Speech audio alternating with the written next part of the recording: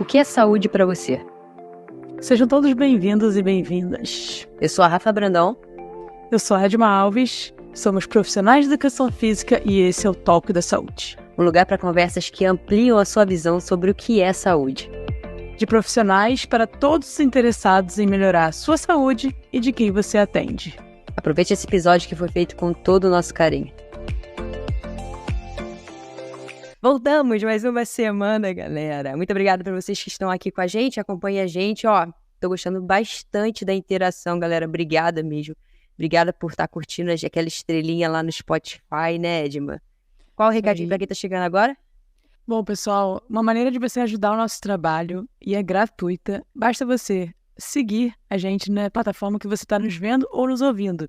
É bem simples, só procurar aí, ou é um botão de seguir, ou é seguir, geralmente é seguir mesmo. Ou é botão de compartilhar, mas isso você vai fazer depois. Isso, ou de avaliar e curtir o episódio. Isso tudo ajuda a gente a espalhar esse conhecimento para mais pessoas, porque a plataforma entende que você gostou e aí, naturalmente, ela vai indicar para pessoas do mesmo perfil que você. Então, ajude a gente, ajude o nosso trabalho, que ele é feito com muito carinho. E uma outra notícia é que de 15 em 15, sempre alternado com esse podcast, a gente tem o nosso resumo de notícias que chega no seu melhor e-mail. Para você receber, basta ir no tocodasaude.com.br e colocar o seu melhor e-mail no pop-up que vai abrir assim que você entrar no site. Certo, Rafa? Eu já emendei os dois assuntos aqui de uma vez. Você repassa, Você foi muito proativa. Obrigada, Edma. Me economizou algumas palavras. Mas vamos falar do nosso assunto hoje. Estava falando no começo aí com a nossa convidada que a gente nunca falou sobre isso, né, Edma? A gente rodeou, mas nunca falou sobre que muitas pessoas pensam quando o assunto seja obesidade. Vou dar um spoiler? Muita gente pensa nisso. Em determinados graus, é óbvio, mas a gente nunca falou nisso. Então, por que a gente vai falar sobre esse assunto? A gente tem 170 episódios, ou perto disso, um pouco mais ou um pouco menos, e realmente a gente ainda consegue trazer assuntos inéditos para vocês verem como a saúde é realmente um assunto muito amplo e, eu diria, inesgotável. Então, é sempre legal trazer conhecimentos novos aqui, até porque é pra gente, né, Rafa? Aquela mentoria que a gente sempre faz. Então, a gente também gosta muito de trazer assuntos inéditos. E, assim, quando fala a palavra obesidade, a gente tem algumas coisas que vêm naturalmente na nossa cabeça, né? Estilo de vida, dieta, atividade física, mas também a gente tem hoje muitos remédios e a cirurgia como opção, como parte desse combo de tratamento. Então, por que não considerar, entender melhor, não ter o preconceito, na verdade, procurar conhecimento de saber quando decidir por esse momento, quais são as coisas que a gente tem que se preparar para se a gente decidir por sim ou por não, qual é o custo disso a longo prazo, a médio prazo. Então, a gente vai tentar trazer essas questões. Muito bom. E como saber orientar, né? Para mim, por exemplo, eu e você, Edmund, somos profissionais de educação física, a gente lida diretamente com esse público, né? Antes e pós-cirurgia também. Então, para isso, a gente trouxe aqui a doutora Tayla Amaral. Seja muito bem-vinda ao Toque da Saúde. Muito obrigada por estar aqui com a gente. E, por favor, se apresente para quem não te conhece. Quem é a Tayla Amaral e como é que já vou começar com uma curiosidade. Como é que essa vontade de se especializar em cirurgia bariátrica surgiu na sua vida? Primeiramente, eu gostaria muito de agradecer a oportunidade. O Toque da Saúde, para mim, eu tenho acompanhado os episódios, tá? Então, assim, muito, muito obrigada pelo convite. Rafa, Edma, assim, de coração, de peito aberto, que eu puder ajudar. E eu fico muito lisonjeada com esse convite, tá? Obrigada. Primeiro, quem é Tayla Amaral? Vou falar primeiro da pessoa. Eu nasci no interior do estado do Pará, numa cidade pequena, digamos assim, chamada Altamira, já foi considerado assim, o maior município do mundo, né? Atualmente perdeu esse posto, atualmente é o segundo maior município do mundo em extensão, né? Mas eu nasci lá no interiorzinho do Pará. Não venho de uma família de médicos, né? Às vezes as pessoas acham, não, todo mundo que trabalha na medicina vem do histórico de família. Não, de fato não tenho esse histórico, mas eu sempre fui uma pessoa muito sonhadora. Apesar de ter nascido numa família do interior, uma classe média baixa, né? A gente foi ali aprendendo a escalar na vida.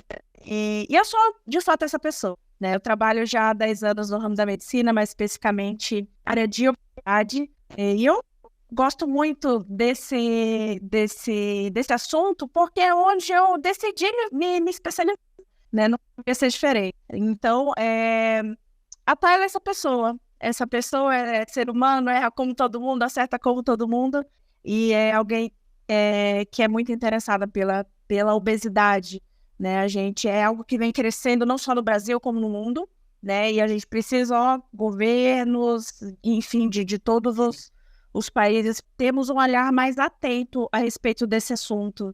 Tudo bem, a gente tem N outros assuntos que a gente também precisa, mas a obesidade, quando a gente pensa em saúde pública, é um assunto muito, muito sério, né? E por que eu escolhi a cirurgia da obesidade, né? Como opção de tratamento e como estilo de vida também, né? Porque eu acho que quando eu estava na faculdade, nos fins da minha faculdade, eu pegava um ônibus, como todo bom estudante, já pegou ônibus alguma vez, e eu percebi algumas pessoas que passavam pela catraca e ficavam presas. Algumas pessoas que tentavam cruzar as pernas no ônibus e ficavam mega desconfortáveis porque não conseguiam, né? E isso começou a me chamar muita atenção. Eu falei, gente, como que a gente tá caminhando, né? Como que a saúde do Brasil tá caminhando para esse lado? Isso lá mais de 10, 11, 12 anos atrás.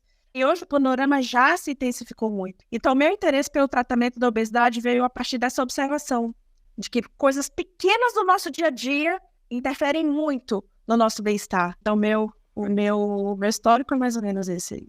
Legal. E só por curiosidade, primeiro se faz a especialização, se faz em cirurgia geral e depois é encaminhado para esse lado? Isso, Rafa. Se inicia primeiramente a residência de cirurgia geral, né? Depois da residência de cirurgia geral, você faz outra prova, outra residência para cirurgia digestiva, onde a gente tratar as doenças digestivas, cirurgicamente falando, principalmente. E por último, você pode fazer uma especialização em cirurgia da obesidade. Esse foi o caminho que eu tomei. Hoje no Brasil já existe residência de cirurgia da obesidade, mas você não entra direto, você obrigatoriamente precisa ter a residência de cirurgia geral. Mas o meu caminho foi esse aí. E você usa essa nomenclatura, cirurgia da obesidade, é essa que é usada hoje, não é usada mais bariátrica ou não? São coisas diferentes? Como é? E isso, na verdade, é a mesma coisa, né? Porque antigamente a gente só falava em bariátrica e ainda existe um preconceito quando você fala que o paciente precisa de cirurgia bariátrica. Então, hoje a gente trata, a gente sabe que as indicações, daqui a pouco eu acredito que a gente vai entrar nesse assunto também, mas as indicações de cirurgia bariátrica, elas são um pouquinho diferentes da atual chamada cirurgia metabólica, que também é um tipo de tratamento de obesidade, mas não é necessariamente uma cirurgia bariátrica, né? Então, por isso, a sociedade ela começou a adotar melhor essa nomenclatura como cirurgia da obesidade, porque ela não é só para tratar peso, ela é para tratar comorbidades associadas ao ganho de peso. Interessante, já começamos aprendendo. Quando a gente pensa em tratamento da obesidade, como a Rafa falou, a gente já teve alguns episódios aqui sobre isso. Como você mesmo falou também, vem muitas coisas associadas, inclusive o preconceito, a pessoa com obesidade. Mas logo a gente pensa assim, né, nas questões do estilo de vida dela. Então ela tem que fazer uma dieta, ela tem que fazer atividade física. Hoje a gente tem alguns remédios associados que podem ajudar no tratamento, mas eu imagino quando a pessoa chega no seu consultório, você tem essa conversa com ela. Se ela já tentou em algum momento fazer essas mudanças pelo estilo de vida.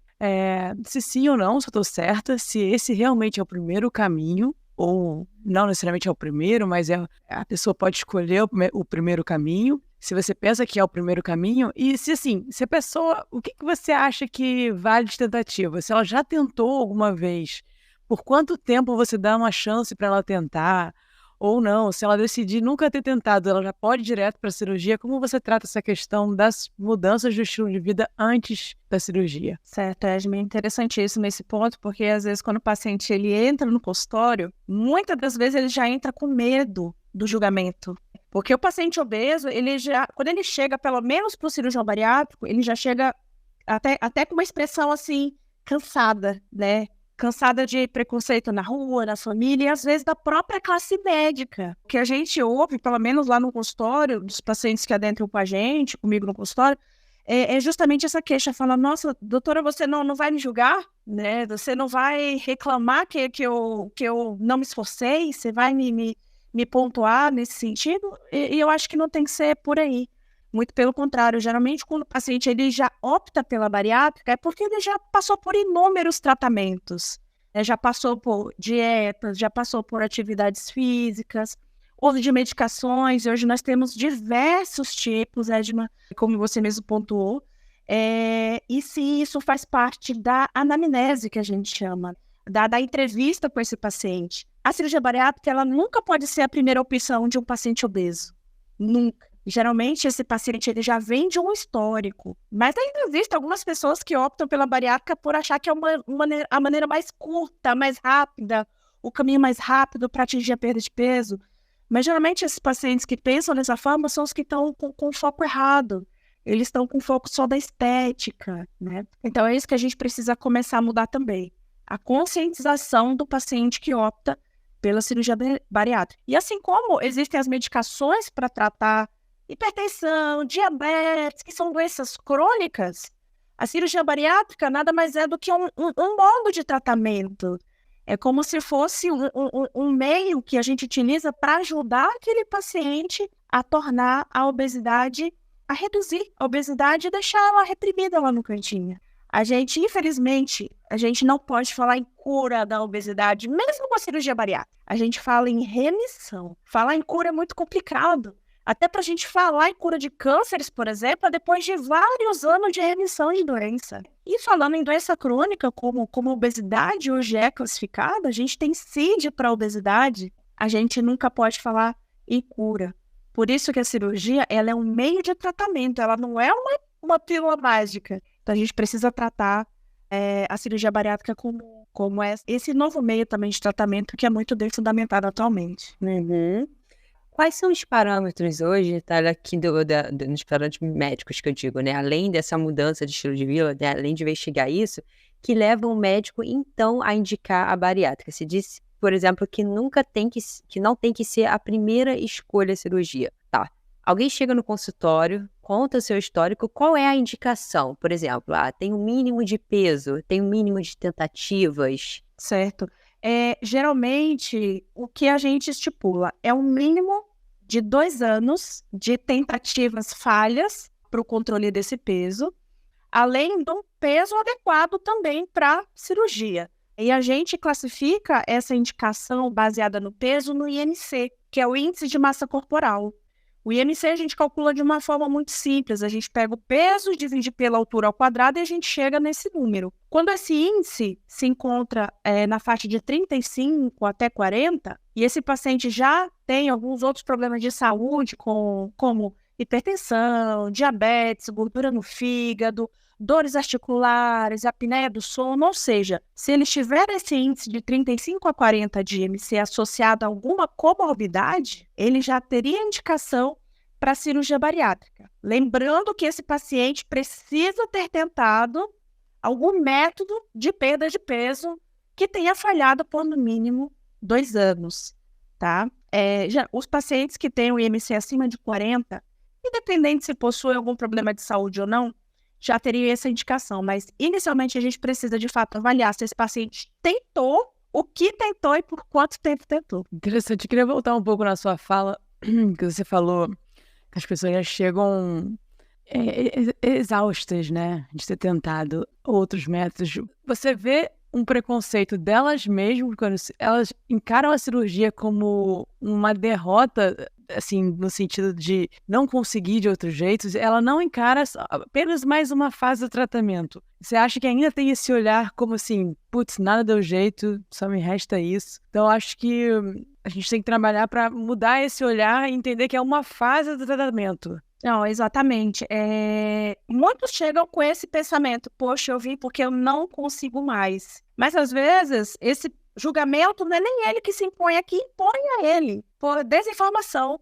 Então, de fato, essa conscientização, às vezes, dos amigos, da própria família, e do meio onde esse paciente vive, precisa mudar. A gente precisa, como eu comentei, tem paciente que tem, hoje foi no consultório uma paciente comigo e me chamou muita atenção porque ela fez tudo muito certinho por 10 anos. Dieta. Ela levou todos os planos alimentares para mim, que ela já tinha ido.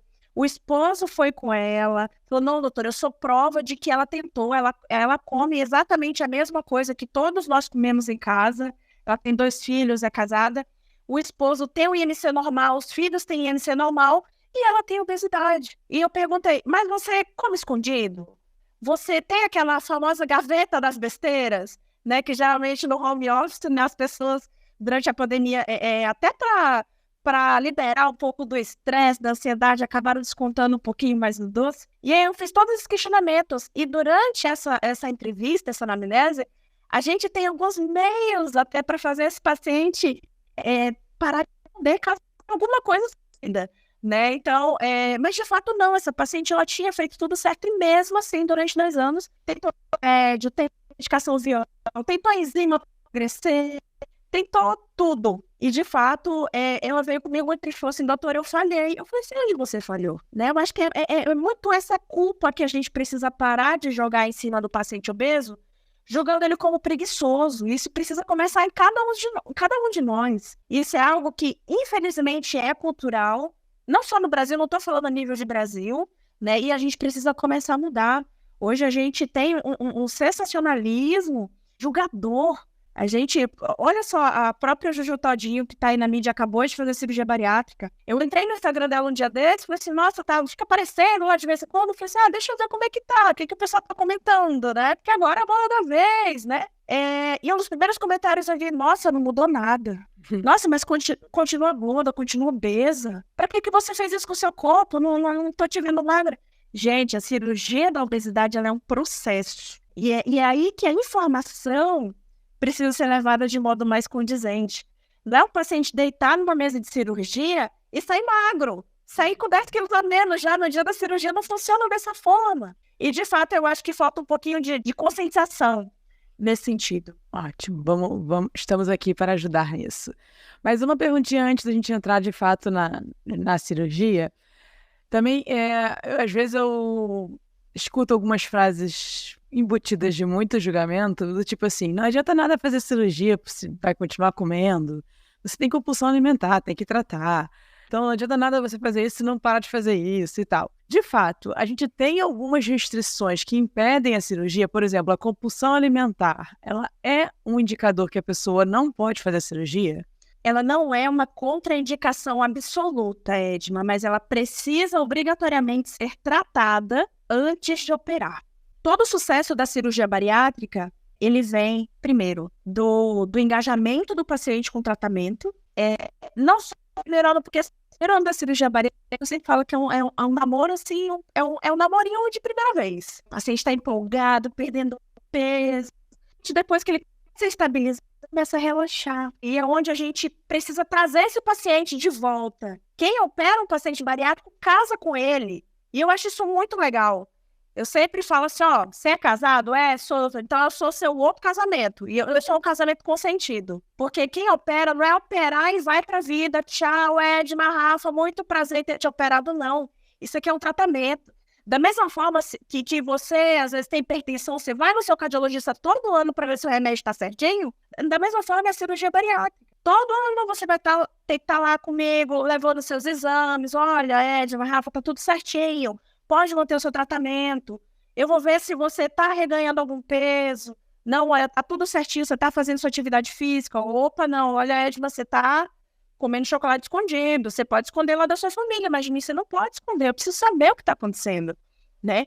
Então, a gente precisa ver a cirurgia bariátrica como um tratamento, tá? Para ajudar o paciente. Mas não adianta te passar um remédio para hipertensão, para diabetes, se você comer doce, por exemplo, e comer uma comida com muito sal.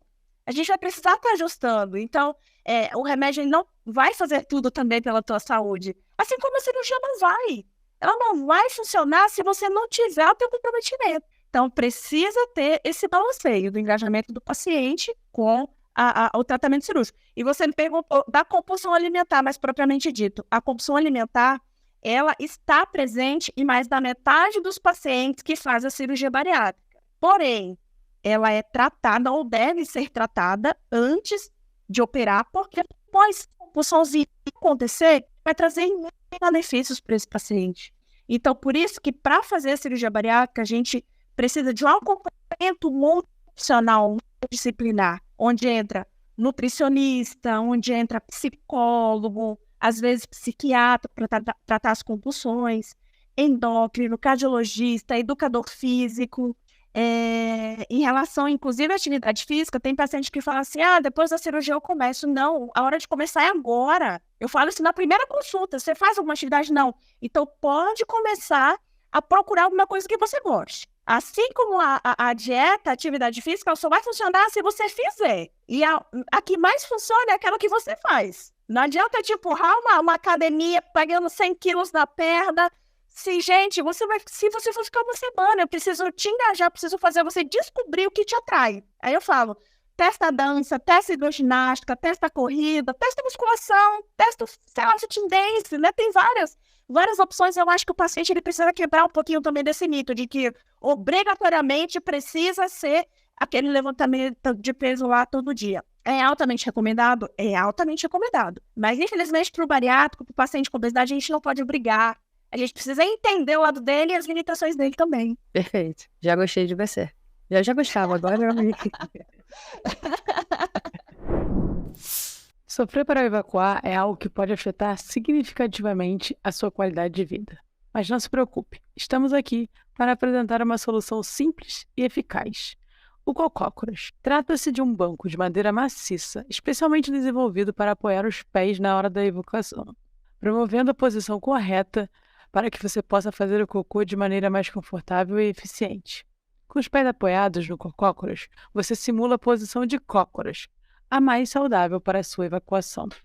Além de ser feito com material de qualidade, o cocócoras tem um corte que permite que ele se encaixe perfeitamente no vaso sanitário, sem ocupar espaço desnecessário no seu banheiro. Isso significa que você pode cuidar da sua saúde intestinal sem precisar abrir mão do conforto e da praticidade. Adquirir o cocócoras é fácil. Basta você acessar a página do Instagram, @cocócoras, e fazer o seu pedido. E se você é ouvinte do Toque da Saúde, nós temos uma ótima notícia. Ao mencionar o cupom Toque da Saúde tudo junto, você receberá um desconto exclusivo de 8% na sua compra. Não deixe que a dificuldade de evacuar afete a sua qualidade de vida. Adquira agora mesmo seu cocócoras e desfrute de uma evacuação mais confortável e saudável. Falar um pouquinho agora da cirurgia, Tayla. O paciente decidiu fazer. Você disse que tem uma questão pré-operatória grande, né? Longa, mas decidiu. Tentou, não conseguiu durante aquele tempo recomendado de 2 anos. Foi visto que ou ele já tratou a compulsão alimentar ou viu que não tem. A partir desse momento que decidiu fazer cirurgia, como é que funciona essa questão pré-operatória? Certo. Primeiro, o risco da cirurgia bariátrica hoje, para ele ser pequeno, como a gente sempre menciona no consultório, não é simplesmente porque o cirurgião é bem treinado, é porque a gente estudou aquele paciente antes de operar. Não é simplesmente deitá-lo, deita aqui que eu vou te operar, fazer alguns furinhos no teu abdômen, é 1 hora de cirurgia e tá tudo certo. Não, a gente faz, geralmente, uma rotina de laboratório. Eu preciso saber como é que tá o teu colesterol, como é que tá a tua glicemia, se você tem alguma coisa que você acha que não tem, mas está presente naquele exame. Eu preciso descobrir isso antes de operar. Preciso fazer um exame de endoscopia para ver como é que está o teu estômago. Afinal de contas, o grande protagonista aqui da nossa história é o estômago. Preciso saber se ele tem alguma inflamação, se você tem algum refluxo que eu preciso tratar antes, se você tem H. pylori, a famosa bactéria ali, que geralmente é associada à piora de sintomas, à presença de úlceras, além das avaliações que eu comentei, que são obrigatoriamente 4, porém são 6 recomendadas. Por que eu falo obrigatório? Segundo o conceito da sociedade, obrigatórios são nutricionista, psicólogo, endócrino e cardiologista, mas altamente recomendado também educador físico e pneumologista, tá? A gente sempre orienta o paciente a passar com todos os profissionais, lógico, porque quanto melhor a gente estuda esse paciente, menor é o risco cirúrgico. Infelizmente, não existem cirurgias, nem procedimentos sem risco, mas hoje a gente consegue minimizar muito isso fazendo o estudo desse paciente. E quanto tempo leva desde a primeira consulta até a cirurgia, passando por todo esse processo? Em torno de 30 a 60 dias, tá? Lógico que isso não é um padrão, eu preciso ver se esse paciente eventualmente precisa de mais consultas com o psicólogo. eventualmente uma outra consulta multiprofissional que não esteja nesse rol de orientação.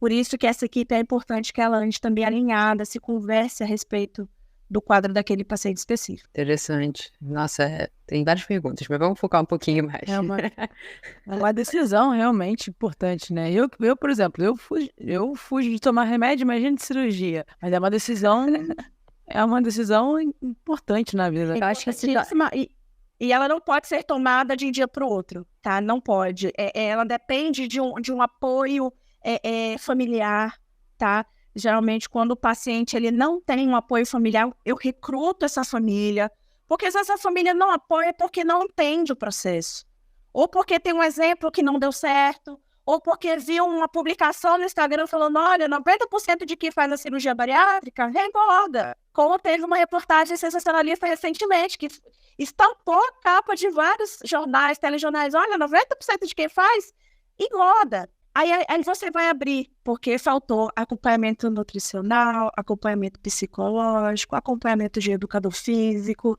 Por isso que eu falo, a cirurgia ela não é uma pílula mágica. Não é igual aquele filme que chega, olha, essa aqui é da cirurgia, essa aqui é da preguiça. Qual que você vai querer? Não funciona. Não é dessa forma. Tá, você disse que tem um acompanhamento. Quando a gente pensa em acompanhamento tão grande, a gente pensa em custos. Hoje em dia, o SUS, ele tem essa cirurgia? Sim. O SUS disponibiliza essa cirurgia. Não é de agora. A questão é que ela é pouco difundida, né? De fato, só sabe quem precisa, que vai atrás, que às vezes não tem muitas condições financeiras e acaba dependendo, de fato, da rede pública para poder atuar, para poder agir e ter essa resposta. Mas como funciona puxando um pouquinho a saúde pública, né? O paciente, primeiro, ele precisa ir a um posto de saúde, região, fazer o cadastro. Através desse cadastro, o SUS recruta esse paciente para iniciar as avaliações. Geralmente, no rede pública, se inicia pelas avaliações. Por que não pelos exames? Às vezes é um pouquinho mais demorado na rede pública. Porque, em média, dependendo da localização que você está no Brasil, esse processo entre fazer o cadastro e fazer a cirurgia demora, no mínimo, 2 anos. No mínimo. Isso eu estou falando de rede pública, tá? Isso eu estou falando um tempo mínimo. Eu tenho pacientes que esperaram 6 anos na fila do SUS aqui em São Paulo, por exemplo. Caramba. Tá? Então, que acabaram nesse meio tempo juntando dinheiro e fazendo de outras formas, ou fazendo um plano de saúde para encurtar um pouco mais esse processo. Tá? Mas, e quando eu falo de políticas de saúde pública, é justamente batendo nessa tecla. Que o paciente que demora 2, 6 anos numa fila é aquele paciente que está custeando, que está dando, na verdade, custeando não, que está dando gasto para o governo com internações, com tratamento de diabetes, porque geralmente é esse paciente que, ao longo do tempo, vai ficando mais doente do que está. Aquela lenda de, eu sou gordinha, mas eu sou saudável. Gente, isso não existe, tá? A obesidade, ela é uma bomba relógio. Você pode achar que você está saudável, mas eu tenho certeza que quando você chega num profissional que trata de fato a obesidade, a gente consegue destrinchar várias coisas e a gente mostra, olha, isso aqui que você acha que é normal não é normal, entendeu? Então, eu acho que essa conscientização que falta um pouquinho da gente entender. Você sabia que cerca de 30% do mundo todo já está obeso? A gente está ligada nesses números. Gente, isso é muito grave. O Brasil é um dos países que mais cresce. A projeção é muito ruim e principalmente a obesidade muito cedo, né? Também é um prognóstico muito ruim. Que a gente Exato. Recentemente eu dei uma entrevista a respeito da obesidade infantil. Gente, é algo assim impressionante e que pouco você vê difundindo na mídia, você quase não vê. E esse paciente que ele é obeso na infância, infelizmente é um obeso no futuro. Quando chega lá, porque a gente sabe que a expectativa de vida do obeso, ela é muito menor do paciente que não tem obesidade. Então, a gente precisa, eu não falo só em saúde pública, a gente precisa falar até no boca a boca aqui na nossa família. A gente precisa quebrar paradigmas, precisa quebrar mitos a respeito da obesidade. Isso é um trabalho que é uma sementinha, a gente planta e a gente tem que cultivar isso daí. Vamos entrar na cirurgia. É óbvio que, assim, imagino que tenha muitos detalhes, muitos níveis de detalhes, essas explicações, mas vamos tentar ser assim o mais simples possível, porque a gente tem muita gente simpatizante, não é do profissional da saúde aqui, e tem muitos profissionais de saúde que não são médicos aqui também. Se você pudesse, você falou lá no início que existem alguns tipos de cirurgia. Vou te falar assim, o que eu lembro de cabeça de papo, assim, tem balão, tem você diminuir, tem você cortar, tem você grampear, eu não sei direito. Eu queria que você me explicasse assim de um jeito mais simples que você achar que você consegue. Quais tipos de opções uma pessoa que chega hoje no seu consultório é elegível a se operar pode escolher? Eu gosto muito de trabalhar com ilustrações, porque eu acho que facilita muito o entendimento. E eu trouxe algumas ilustrações aqui para vocês. Vamos lá para o YouTube para ver. Mas basicamente são 2 tipos principais, tá, pessoal? Eu falo principais porque hoje tem... Todo ano lança-se novas coisas sobre tratamento da obesidade, principalmente cirúrgicas. Mas eu vou trazer as mais difundidas, porque é de fato o que é autorizado a ser feito, o que está cientificamente comprovado. Então, as principais técnicas. Primeiro, um pouco do sleeve.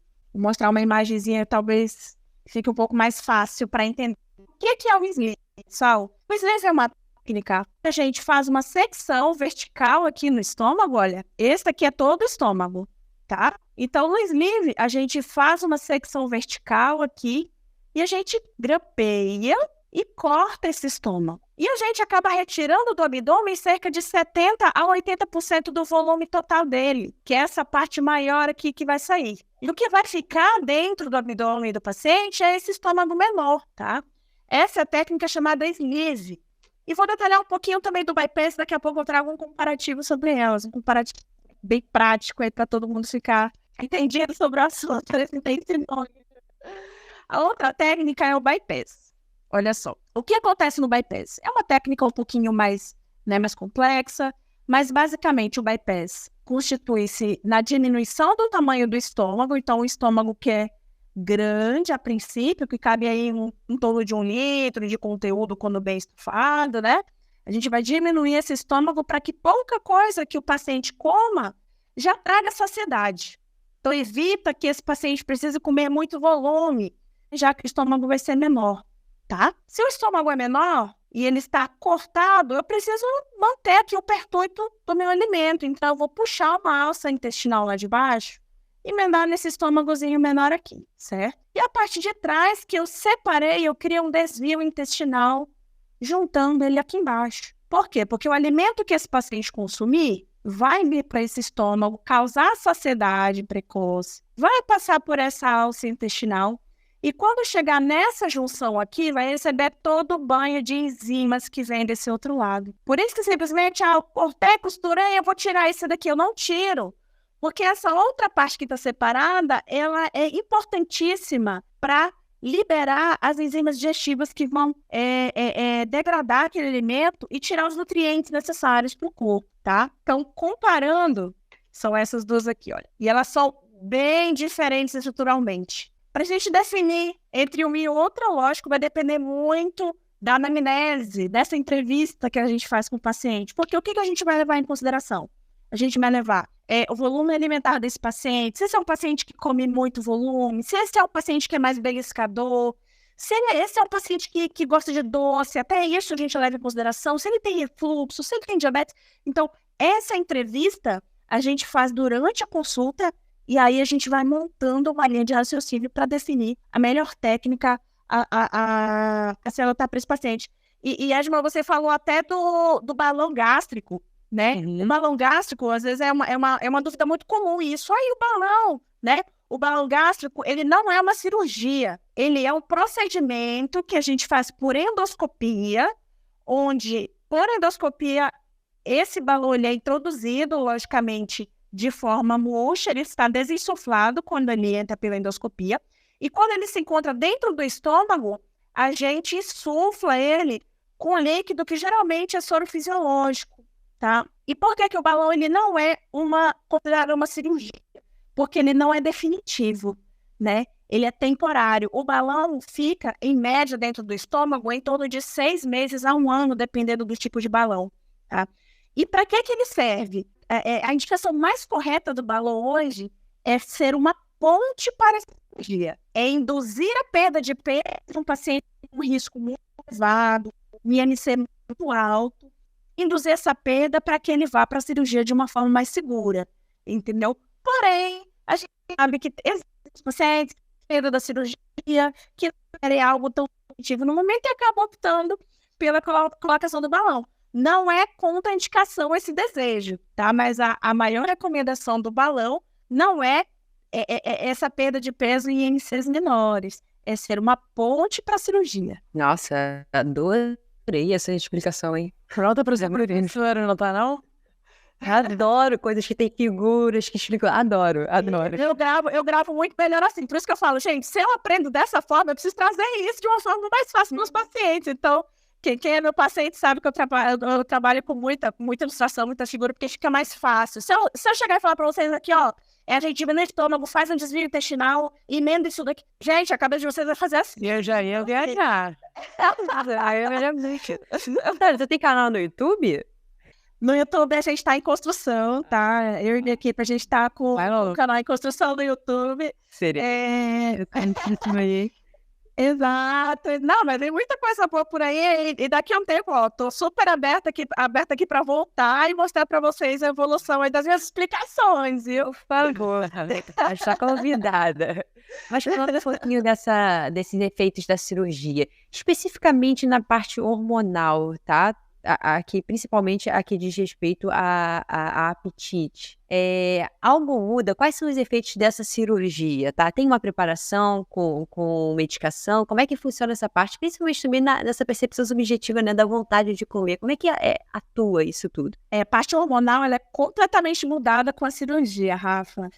Quando a gente faz qualquer tipo de secção no estômago, a gente tem um hormônio chamado grelina, que é um hormônio que ninguém queria ter, que é um hormônio que estimula a fome. Né? Então, isso aí já é objeto de estudo de vários anos, né? Que a grelina, de fato, nos pacientes com obesidade, ela é elevada. E qual é o resultado? Isso, exatamente. Essa danada aí. Que na pandemia, ela dançou a roda aqui, né? Então, o que os estudos mostram? Que após a cirurgia, né, independente de bypass, sleeve, né, ou outras técnicas, a grelina ela é suprimida ou muito diminuída. Por quê? Porque quando a gente faz esse tipo de redução de estômago, a gente induz esse hormônio de regeneração cerebral. Então, a gente induz a diminuição desse hormônio, tá? E a diminuição das células receptoras também mudam, diminuem, certo? Então, que a gente tem a pressão da grelina após a cirurgia. Se eu tenho pressão da grelina, esse paciente ele vai ter menos fome e quando tiver fome, vai precisar comer menos para se saciar, tá? Mas não é só a grelina que faz esse papel. A gente tem outros hormônios, né, que a gente chama de incretinos intestinais. É uma classificação um pouco mais recente, se a gente for comparar a idade da cirurgia bariátrica aí, mas que já é muito bem fundamentada. Então, as incretinas intestinais, elas são muito responsáveis também pela, principalmente, manutenção da perda de peso. O mais difícil de uma dieta não é você perder peso, é você manter o peso que você perdeu. Seja a dieta, ou seja através de medicamento. E eu falo assim, no dia que inventarem um medicamento que mantém você perdendo peso, ou mantém o peso que você perdeu ao longo dos anos, acaba a cirurgia bariátrica. Uhum. Acaba. Infelizmente, a gente ainda está um pouco longe disso acontecer. Né? Os estudos, mas apesar disso, os estudos vêm avançando muito. Mas falando de classe hormonal que atua na fome, na saciedade, Rafa, são basicamente esses. Mas a gente tem diversos hormônios que melhoram a secreção após a cirurgia, e isso aí é tudo comprovado cientificamente. A cirurgia, de fato, tem um benefício muito, muito grande também nesse sentido. Muito bom. Pensando pela lógica, nem sempre a lógica funciona no nosso corpo, né? Nem sempre a lógica é cientificamente testada e dá o resultado que a gente imagina. Mas pensando pela lógica, se eu tenho uma redução na quantidade que eu como, eu tenho que ser um pouco mais seletiva no sentido nutricional das minhas escolhas também, porque eu tenho menos oferta para retirar ali, nutricionalmente falando, retirar ofertas desse alimento. Então, pensando por essa lógica, seria óbvio pensar que eu necessito de uma suplementação logo após ou até por um bom tempo depois da cirurgia. É cada caso ou realmente todo mundo vai precisar dessa suplementação?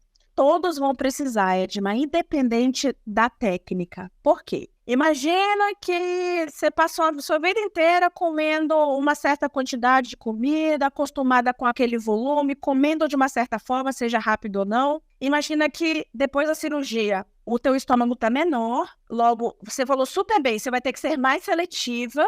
Por isso, aí chega de novo o acompanhamento multidisciplinar com a nutricionista, para te ensinar, olha, Edma, você comeu errado, por quê? Porque você não mastiga bem, ou porque você escolhe errado, ou porque você começa a sua refeição pelo carboidrato. Tudo isso precisa ser ajustado antes de operar, tá? Para que depois o paciente... Imagina só a loucura, a doideira de um paciente que tá comendo dessa forma e depois da cirurgia começa a comer de uma outra imagina só a ansiedade desse paciente. Como é que ele vai ficar se ele não for preparado para esse momento? Então, eu preciso ter esse ajuste antes. Por isso que é antes da cirurgia que a gente ensina esse paciente a readaptar a alimentação dele, por exemplo. Tá? E você falou da suplementação. É uma verdade. Independente da técnica, precisa tomar as famosas vitaminas pós-bariátricas. Porque antes você comia um prato normal. Agora você está comendo e a coisa. Então, esse pouquinho, ele não vai conseguir suprir as necessidades nutricionais de um corpo de um paciente adulto, geralmente. Então, eu preciso colocar os meus suplementos vitamínicos, os meus polivitamínicos. Porque, como eu não consigo, pela alimentação, suprir tudo o que meu corpo precisa, as minhas vitaminas precisam entrar de alguma forma. E daí vem os suplementos. E a gente precisa quebrar mais um mito. Suplemento vitamínico não é remédio, tá? Tem que quebrar esse mito. Porque às vezes o paciente fala, olha, eu tomo 2 remédios para pressão, um para pré-diabetes, um para colesterol, mas eu não quero ficar tomando remédio após a cirurgia. Não, mas você não vai ficar tomando remédio após a cirurgia. O suplemento, a vitamina, não é remédio.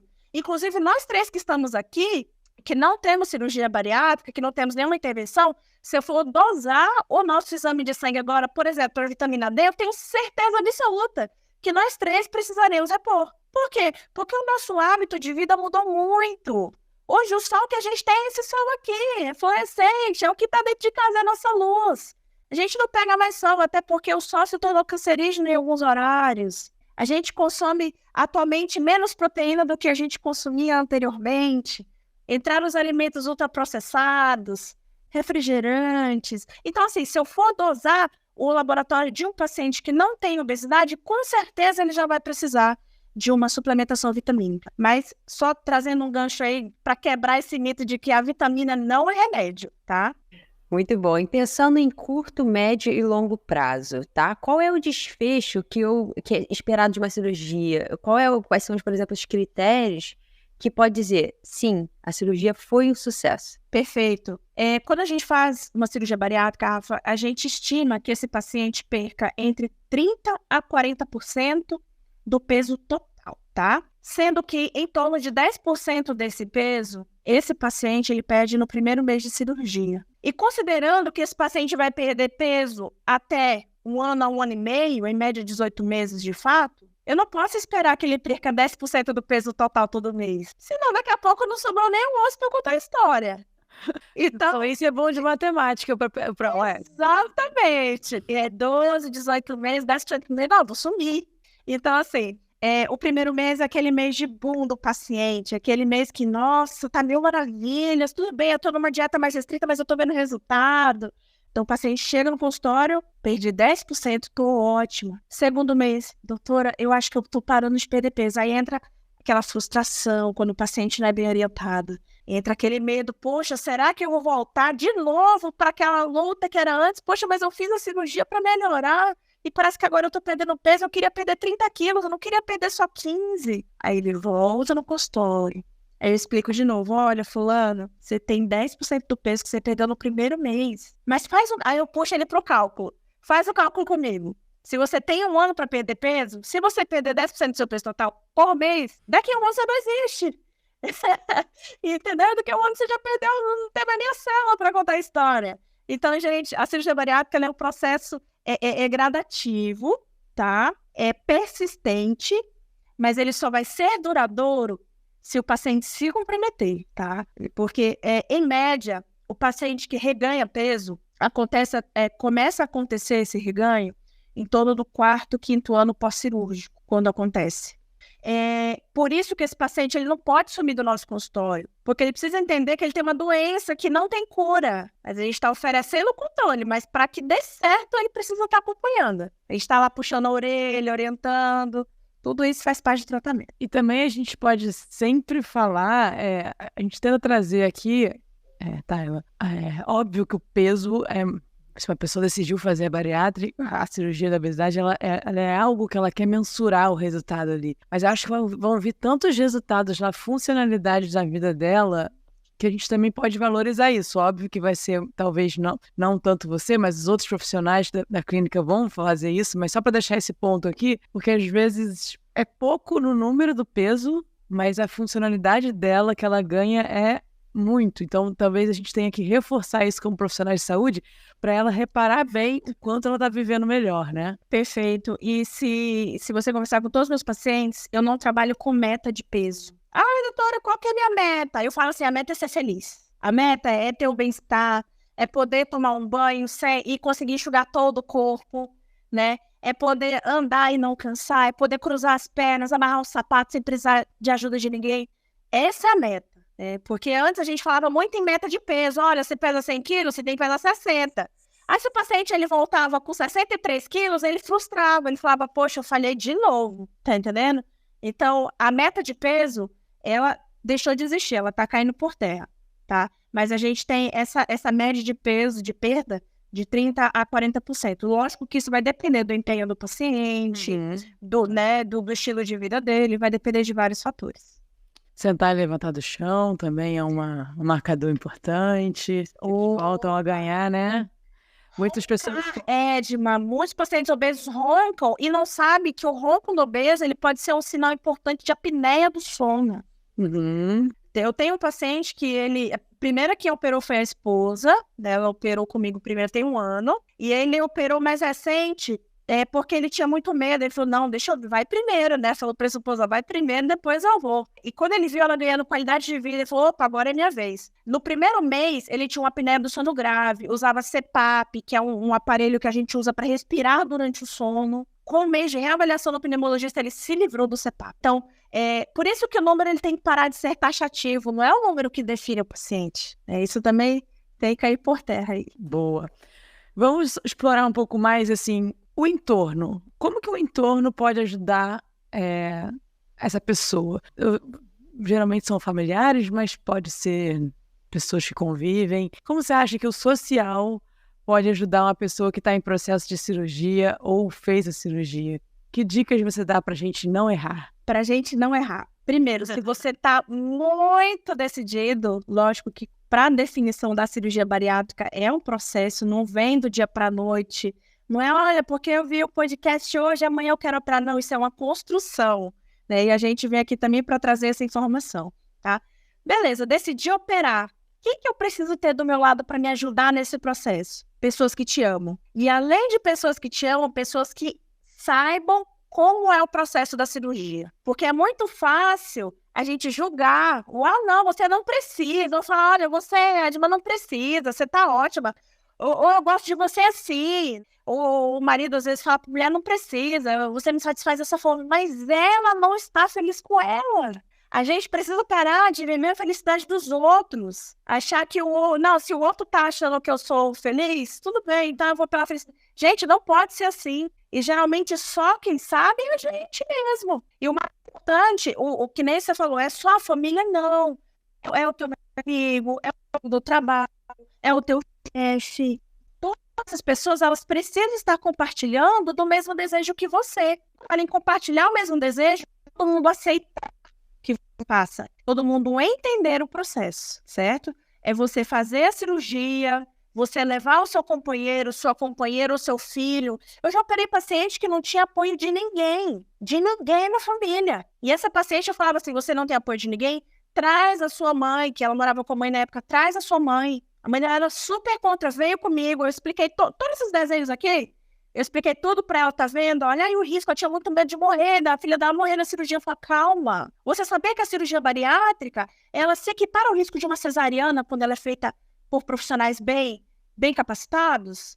E às vezes até menos do que o risco de uma cesariana. Então, assim, gente, é toda uma questão de, primeiro, você conhecer o profissional que você tá fazendo, tá? E você criar um elo com esse paciente. Agora, falando como profissional, eu preciso criar um elo com o meu paciente.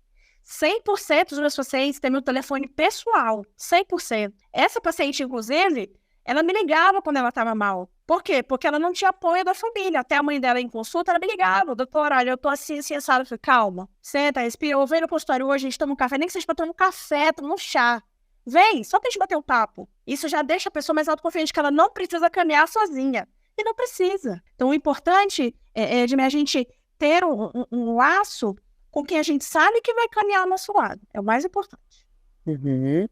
Legal, você tem uma frase muito boa que eu acho que tem um pouco a ver sobre isso, né, Tayla? Que você fala, faça que a sua cirurgia seja única.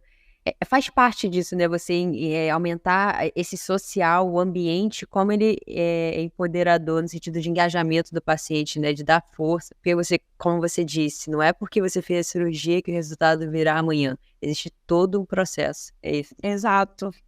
A cirurgia, essa frase, Rafaela, foi construída também ao longo do tempo, porque em 10 anos que eu estou fazendo, eu atuo no tratamento da obesidade, eu já cheguei a receber inúmeras, tem uma casuística de mais de 1.000 pacientes operados, mas eu já tive paciente que chegou no consultório e falou assim, doutora, eu quero slim porque eu ouvi dizer que se eu reengordar de novo com slim, eu posso fazer um bypass. Esse paciente eu não quis operar. Eu, como profissional, eu me nego a operar esse paciente. Porque a intuição dele, o foco dele está completamente errado. Quando eu falo que a sua cirurgia ela precisa ser única na tua vida, é porque ela é um fator divisor de águas. É porque você precisa lembrar o que te levou até essa decisão, para que você não esqueça de onde você partiu e onde você quer chegar. E para onde você não quer voltar acima de tudo. Então, fazer com que a cirurgia seja única é nesse sentido, de engajar com o tratamento cirúrgico e entender que ele não vai fazer 100% do trabalho. É metade a cirurgia e metade mãos à obra aí. É você.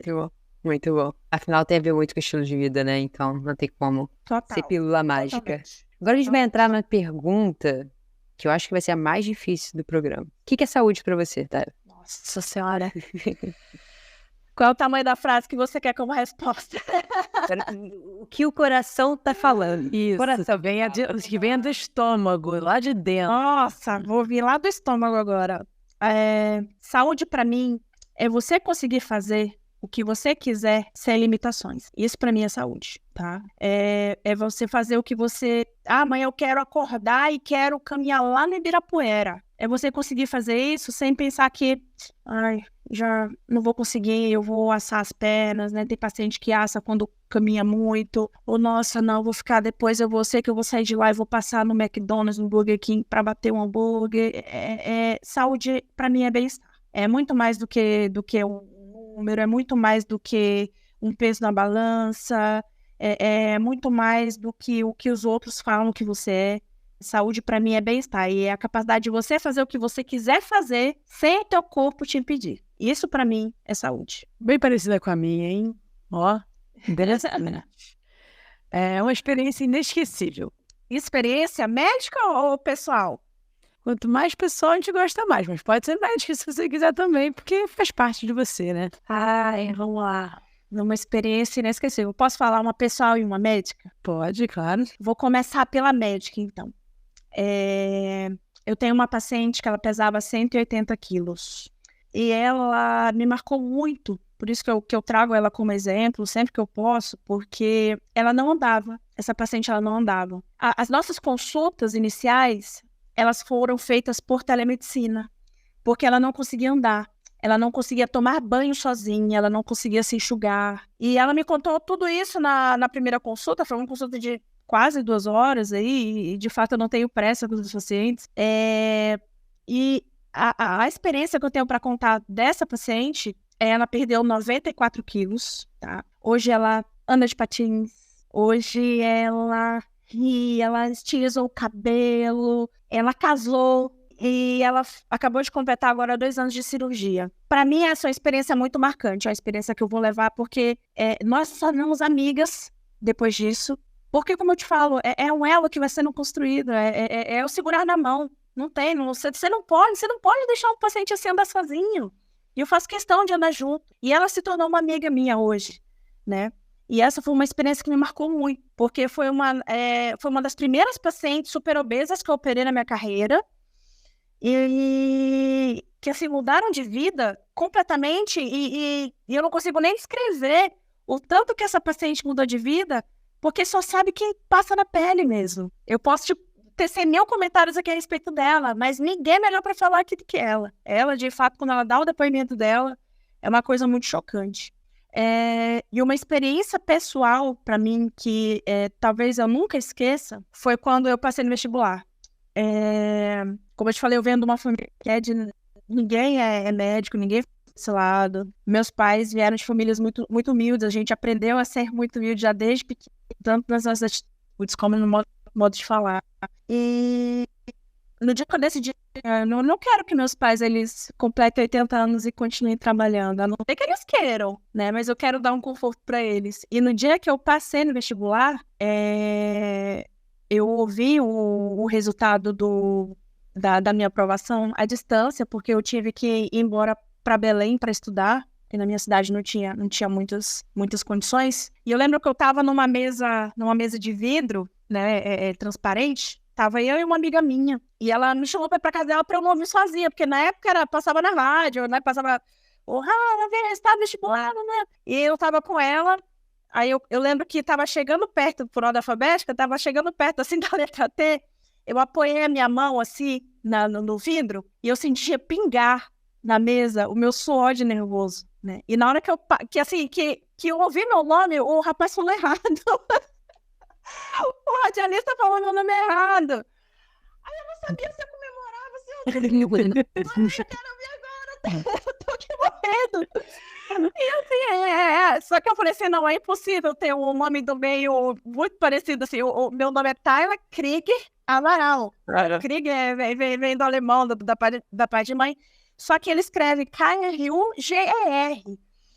E só que ele leu na hora Tayla Cruz Amaral. Aí eu... E aí? Sou eu? Tipo, no final das contas era... Olha que nervoso, cara. Imagina. Nossa, foi. Eu não sabia se eu comemorava, se eu pulava, se eu gritava, mas deu tudo certo. Tá muito bom. Agora, Thalia, imagina que você vai ganhar uma viagem, 1 mês com tudo pago para qualquer lugar do mundo, e você só pode levar uma pessoa. Quem seria essa pessoa? Imagina que é uma pessoa que você admira, mas que você ainda não conhece. Quem seria e para onde você iria? Olha, é difícil. Vocês só estão vindo com as perguntas difíceis agora, né? Vamos voltar para bariátrica, que é mais fácil. Não, mas vamos lá. 1 mês para qualquer lugar do mundo. Tem uma pessoa que eu admiro muito. É uma mulher da medicina. Não a conheço pessoalmente, já vi em alguns congressos. Eu não tenho afinidade, né? Mas é alguém que... Porque ela mudou muito a história da mulher na cirurgia. É a doutora Volpe, ela é de São Paulo, e ela, para mim, ela é um exemplo de perseverança. Nós mulheres, agora nós estamos, de fato, sendo um pouco mais reconhecidas no meio cirúrgico, principalmente, que era um meio totalmente masculino, se eu for puxar alguns anos atrás daí. E quando ela entrou nesse meio, quando ela disse, vou ser cirurgiã, vou fazer bariátrica, ela foi a primeira mulher a estudar robótica no Brasil, a operar por robótica. Então, ela, para mim, ela é uma inspiração, né? Ela é aquela pessoa que eu falo assim, olha, eu quero chegar ali, mas eu quero passar dali. E não é falando de uma forma gananciosa, não. É uma forma de admiração mesmo. Não sei nem se ela sabe disso, acredito que não, porque a gente não tem... Eu sou muito pequena perto dela, mas é alguém que eu me inspiro. E só repete o nome dela, que na hora que você falou o nome picotou, eu não escutei. Mas pra onde você levaria ela? Nossa, eu levaria pra um congresso, né? Tem que estrear. Essa mulher tem ali, gente. Tu faria ela trabalhar, né? 1 mês. Faria ela trabalhar pra me ensinar tudo que ela sabe. Pelo amor de Deus. Ela vai pro congresso. Qualquer lugar. Qualquer lugar. Repete pra gente. Doutora Paula Volpe. Paula Volpe. Paula Volpe. Ela é, para nós, principalmente da bariátrica, ela é cirurgiã bariátrica. e robótica, ela é uma grande inspiração para mim, mas se eu pegar em várias pessoas, várias mulheres que trabalham nesse ramo, têm a mesma admiração que eu. Boa. E qual é o seu hábito saudável que você mais se orgulha de ter? Eu gosto de andar de bicicleta. É o meu hábito que eu considero mais saudável, né? Eu sou uma pessoa que eu trato ansiedade, talvez vocês tenham percebido aí, eu sou uma pessoa mega ansiosa, trato isso. Não só com terapia, já fiz terapia há bastante tempo, mas algo que me traz mais essa saúde, esse bem-estar, é a atividade física, é o pedal. Gosto muito de pedalar. Quem me acompanha no Instagram, às vezes eu posto lá, olha, fiz 16 quilômetros, 20 quilômetros, né? Então, eu gosto bastante de pedalar. Então, acho que hoje o que me traz mais saúde além, lógico, da atividade física, é um bom relacionamento com a minha família, com meus doguinhos. Sou uma pessoa que eu tenho 3 cachorros, né? Então, eu acho que o meu hábito saudável é esse aí. Muito bom. Adoro pessoas, Edma, que o hábito saudável é ligado ao movimento. Parece até que a gente só escolhe. Essa é a pergunta que a gente decide se a pessoa vai vir pra cá ou não, na verdade. Aí sim, hein? Passei no teste. Passou. Tara, muito obrigada pela sua participação. A gente amou saber muito. Eu não fazia ideia de muita coisa que você falou aqui. Muito obrigada. Mas a pergunta mais importante, na verdade, não é essa. Onde é que a gente te encontra? As pessoas estão enlouquecidas para saber como é que fala com você. Aí sim, o prazer foi meu. Estou aqui à disposição para esclarecer sempre dúvidas, mas quem quiser me encontrar, mandar perguntas, estou lá no meu Instagram, @doutora Tayla Amaral, tá? @doutora abreviado, Tayla Amaral, ou @Clínica Belite, que é onde a gente atende aqui em São Paulo, tá? Nossas agendas estão abertas, estamos lá à disposição para ajudar você, paciente que tem obesidade, que está nessa dúvida. Vai lá para a gente tomar um café, tomar um chá. Vai ser um prazer receber quem está precisando de ajuda aí. E em breve, canal do YouTube, né? Pode esperar. E você faz atendimento online, certo? Também faço atendimento online, tá? Então, viajei recentemente para fora do Brasil. Então, até gravei um vídeo a respeito disso. Você que mora em outro fuso horário, que não tem um horário que consiga vir fisicamente comigo, manda lá o Zap, manda o Instagram, uma mensagem no Instagram. A gente adequa, isso não tem problema, tá? Eu tô aqui para me adaptar. É bom atender o pessoal da Austrália, que é bem um fuso bem legal. Inclusive, o Congresso Internacional de Bariátrica, ano que vem vai ser na Austrália. Eu tô... Depois de 2 viagens, quase. Não deixa de ir. Na África é um país incrível, gente. Você vai curtir muito. Pessoal, todo mundo encaminhe esse episódio para todo mundo que tem estômago, por favor. Dessa forma. Boa, Edma, eu também.